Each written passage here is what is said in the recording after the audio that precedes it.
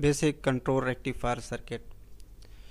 Basic control rectifier circuit की दो exam हैं।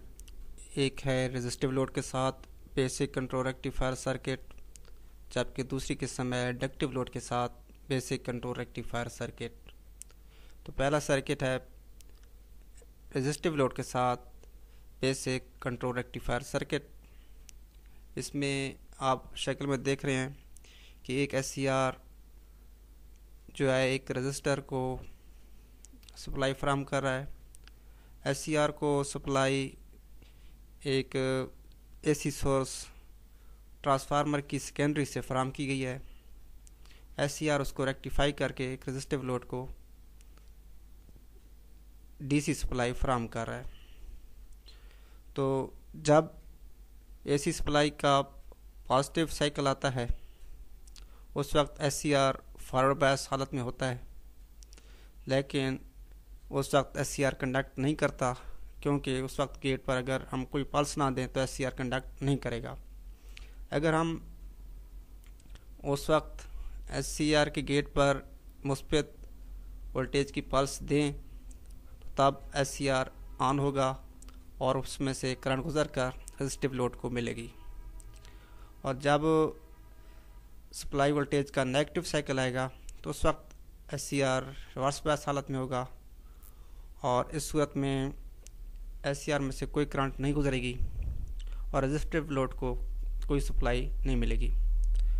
आप शक्ल में इसकी वेवफॉर्म देख रहे हैं कि सबसे पहले वेवफॉर्म में जो है वो गेट ट्रिगर पल्स दिखाई गई है, जो कि मुख्तलिफ पॉइंट पर गेट ट्रिगर पर कि जब ट्रिगर पल्स आएगी तो तब एससीआर ऑन होगा।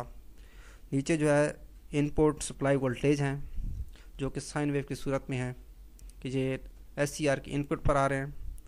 और एससीआर उस वक्त कंडक्ट किया जब ट्रिगर पल्स आई, तो जैसे ही ट्रिगर पल्स आई तो एससीआर ने कंडक्ट किया, तो लोड वोल्टेज जो है वो उस कंडक्शन के दौरान दिखाए गए हैं। और जैसे ही एसी सप्लाई का नेगेटिव साइकिल आता है तो एससीआर रिवर्स बायस हालत में हो जाता है और उस वक्त लोड करंट सिफर होती है। जबकि इसके नीचे लोड करंट दिखाई गई है, जो कि जब लोड वोल्टेज होते हैं तो तब भी लोड करंट होती है। और फिर आखिर में एससीआर के क्रॉस वोल्टेज उसकी वेवफॉर्म दिखाई गई है कि जब एससीआर के क्रॉस जो है वो नेगेटिव हाफ साइकिल होता है तो उसके क्रॉस नेगेटिव वोल्टेज मौजूद होते हैं, जिनको हम पैमाइश कर सकते हैं। दूसरा सर्किट है इंडक्टिव लोड के साथ बेसिक कंट्रोल रेक्टिफायर सर्किट। इसके सर्किट डायग्राम में आप देख रहे हैं कि एक एससीआर एक इंडक्टिव लोड को सप्लाई फराहम कर रहा है। एससीआर को ट्रांसफार्मर की सेकेंडरी से एसी सप्लाई फराहम की गई है और इसकी वर्किंग उसी तरह होगी जिस तरह रेजिस्टिव लोड के साथ वर्किंग थी। इस पे फ़र्क ये है कि इस इंडक्टिव लोड की सूरत में जब नेगेटिव हाफ साइकिल आता है एसी सप्लाई का तो लोड करंट फ़ौरन सिफर नहीं होती, बल्कि आहिस्ता आहिस्ता सिफर होती है।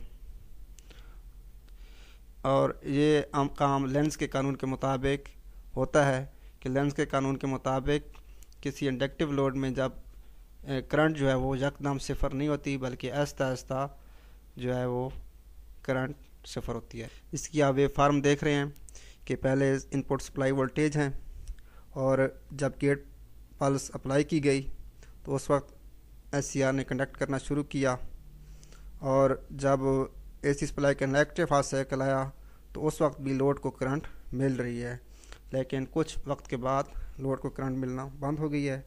तो जिस दौरान लोड को करंट मिली है वो उसको शक्ल सी में आप देख रहे हैं। एससीआर को किसी भी एंगल पर हम कंडक्ट करवा सकते हैं।